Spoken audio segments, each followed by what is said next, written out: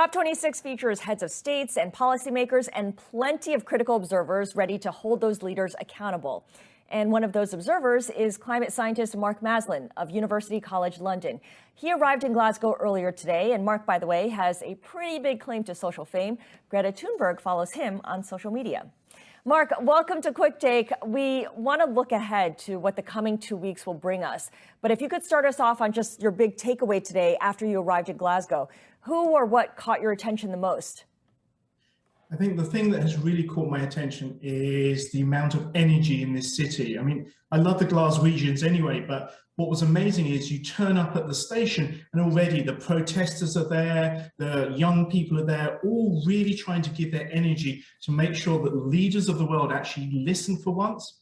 Yeah, there's a lot of people ready to engage. And of course, the gathering is intent on making sure that countries engage and invest. And one thing that you've been thinking a lot about is the money that's been pledged. My colleague mentioned earlier $100 billion. We know that collectively nations have each pledged or have pledged a lot of money, and we're looking at $100 billion as this number to address climate change. But how do we keep score of what's been actually been spent? Who's actually put that money up? So the interesting thing was this was agreed in 2009, this 100 billion, and ratified in 2010, but it's never really turned up. Up to now, looking at the accounting, we have about 79 billion that's turned up, but half of that has been as loans. And the money's there really for least developed countries and for countries that really rely on fossil fuels for their economy to actually lift them out of that and actually decarbonize them as soon as possible. And if we look at this as money, it's not that much. I mean, think about it. Governments have spent $14 trillion in the last 12 months lifting the economy out of COVID. So 100 billion from the developed world to actually decarbonize the poorest countries in the world seems to be a very small amount, but we need people to sign the checks. Yeah. And this has to be the bottom. We need to go beyond 100 billion. We need a lot more than that to try and really help those countries. In other words, $100 billion is kind of the starting point rather than the ending point. I want to also get your thoughts on timeline as well, because that's something you're thinking about carefully. And we had reported earlier how India will reach net zero in 2070. It seems like every country has a different target date. Some say 2035, India says 2070. How do you compare contrast when everyone's starting point and ending point is different? So one of the things we really wanted to do at COP26 is build on Paris, which was an incredible agreement. And what it said was that we were all going to keep the temperatures of the planet to significantly below 2 degrees and perhaps 1.5 degrees if we could. And to do that, we have to reach net zero emissions globally by 2050. So the problem here is we need to bring all countries into line and actually perhaps lock them into an agreement whereby their pledges actually match what they said in Paris. And the problem with India 2070 and China 2060 means that we will not meet that target. We really do need to be globally zero by 2050. Mm-hmm. So what we need in the next 2 weeks is to bring that ambition. We need richer countries such as US, Europe, and UK to actually decarbonize quicker, perhaps 2040.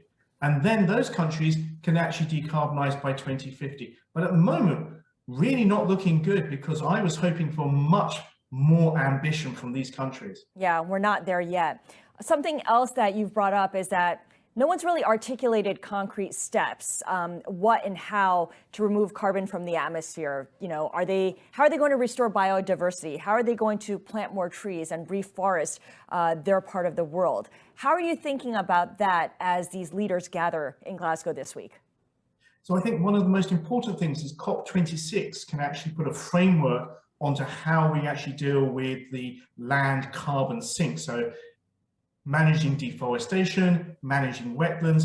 What it can't do and shouldn't do is manage what happens within countries. So how a country decarbonizes, how a country looks after its carbon sort of stores, or even reforests and rewilds is completely up to that country. What we're doing at COP is setting the overall targets and actually pushing their ambitions.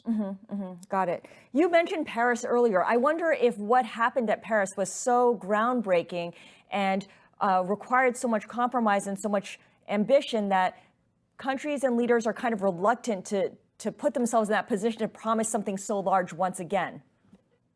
No, I actually think it's a lack of ambition and vision.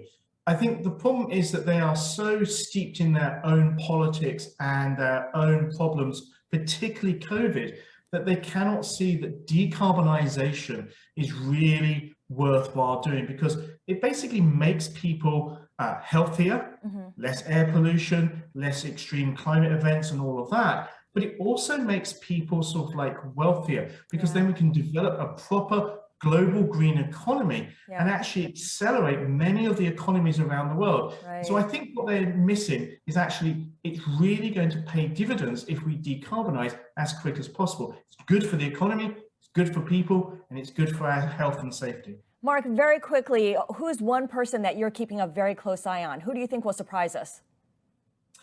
I actually think that China may actually come up with trumps, because I think what's really interesting is that they are now one of the global leaders on the actual park. They are playing big stakes. I think they may actually start to push countries like India to say, hang on, you're with us. This is what you need to do. But you should always keep your eye on the least developed countries. We're going to keep an eye on China then.